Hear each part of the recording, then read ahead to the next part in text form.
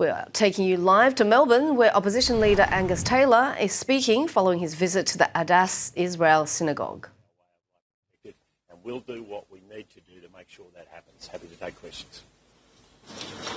Just on that, the government is taking advice from intelligence agencies over the so-called ISIS riots. Do you not trust the intelligence agencies? Well, we don't know what advice they've sought. We don't know what advice they've received yet. And I think the government should be upfront on that and explain that. But frankly, right now, the situation is very simple. We've got people who supported ISIS. With people who supported ISIS. This is an ideological movement that promotes violence against innocent people. These are not the sort of people we want coming to our country. Secondly, former Home Affairs Secretary Michael Gore has said, whether you like it or not, the citizens have a right to return. How do you respond to this? Well, temporary exclusion orders are there to deal with exactly this situation. There are powers to refuse passports. And the government has not answered the most basic questions about why those things are not being used or to what extent they have sought to use them. We just don't have the answers. And this is what we always see with this Labor government. They shroud everything in secrecy. They're not prepared to be upfront about what they're doing to protect Australians. Well, we're going to demand accountability and we're going to continue to ask those questions. How can they refuse passports? Can you go through that process? How does it work? Well, there are powers. The legislation provides powers to do that. Under the appropriate circumstances, and if the truth is they need to be broadened, then we stand ready to work with the government to do that. What would you know what that legislation is? Can you go into it? Well, the legislation provides the power to refuse passports under certain circumstances. Now, the question for the Labor government is are they doing that? How many passports have they issued? Why have they issued them?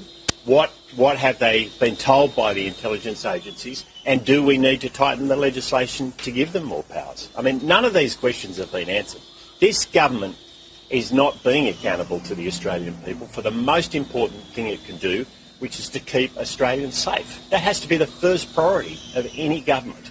And yet we are not seeing a Labor government that seems focused on that. There are children there, though, in that camp who are not responsible. They can't be, claimed to be ISIS supporters. They went over with their mothers and their families. Shouldn't they at least be returned home?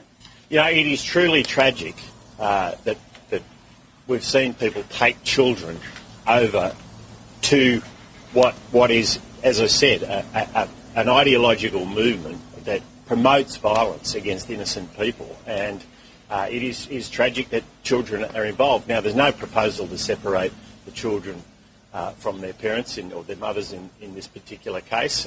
We'll wait and see if that comes forward. But frankly, there's real questions then about radicalisation and what might have occurred with those children. We don't have the answers to any of those questions. So should we be happy that these children are languishing in this camp, because of what their parents? Well, I'm never happy that children get dragged in to a heinous ideological movement. Well, of course I'm not happy about that. I don't think any Australian should be happy about that. That's where we sit right now, and frankly, Labor is not being upfront with the Australian people, and they need to answer those questions that I've already laid out. The Mayor of Canterbury-based Town Council this morning said that Pauline Hanson should be charged over her comments about Muslims in recent days. Do you agree with this?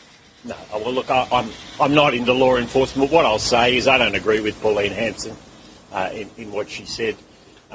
Look, what I believe in is that people who don't adopt and believe in our core values shouldn't come to our shores. It's as simple as that. And whatever their race or religion, if they do not accept our way of life, they shouldn't be coming. Does Pauline have to need to apologise for her comments? She's standing by. Well, that's a matter for Pauline Hanson. I'm not going to answer for Pauline Hanson.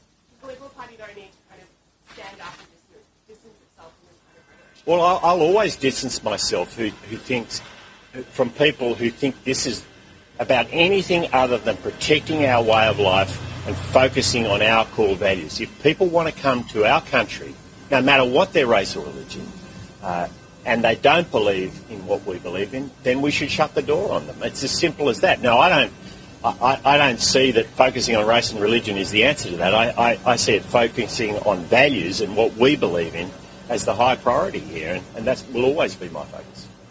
Despite being the eighth in line in succession to the throne, should Australia remove Andrew Mountbatten from state, or let's push that to happen. So I'm having trouble with the train, so I can't quite hear it. Andrew Mountbatten Windsor is 8th in line to get thrown. Should we remove him as head of the possible legislature down the line, or at least push for it? Oh, look, right now, we live in a legal system which is very similar to the English legal system. All are equal before the law.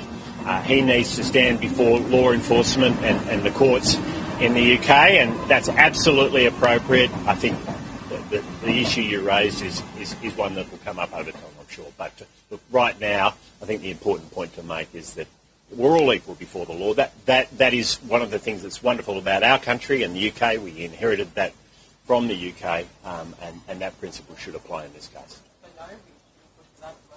Well, I'm not quite sure exactly what you're proposing, but what I think needs to happen right now is he needs to answer to the courts and to the law, and that's appropriate. Last question, guys. And do you agree with Tim Wilson that the RBA should put more focus on reducing inflation above employment? Well, I certainly think Jim Chalmers should start focusing on inflation. He told us we'd beaten inflation, but inflation has beaten him. And it is time for this government to get serious about beating inflation.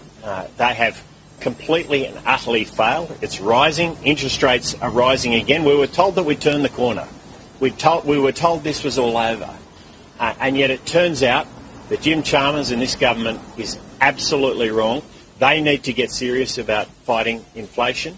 They've sacked and stacked the Reserve Bank Board, and I opposed that, and we opposed that in the last term, and that was unfortunate that they went down that path. But what we need to see is a government that's serious about fighting and beating inflation. I want to go back to the ISIS. Given the conversation changed to how they're dealt with and monitored when they return, ISIS rights. Yeah, no, what was the last part of your question? Shouldn't the conversation be how they're monitored and dealt with when they return? Well, I think the conversation should be about shutting the door to people who support an ideology that we totally reject in this country. I think it's very simple, and I think Australians feel very strongly that people should not be allowed back into our country who do not adopt our way of life, who want to bring hate and violence, and who have engaged in an ideology that promotes hate and violence against innocent people. Thank you very much. Thanks, everyone.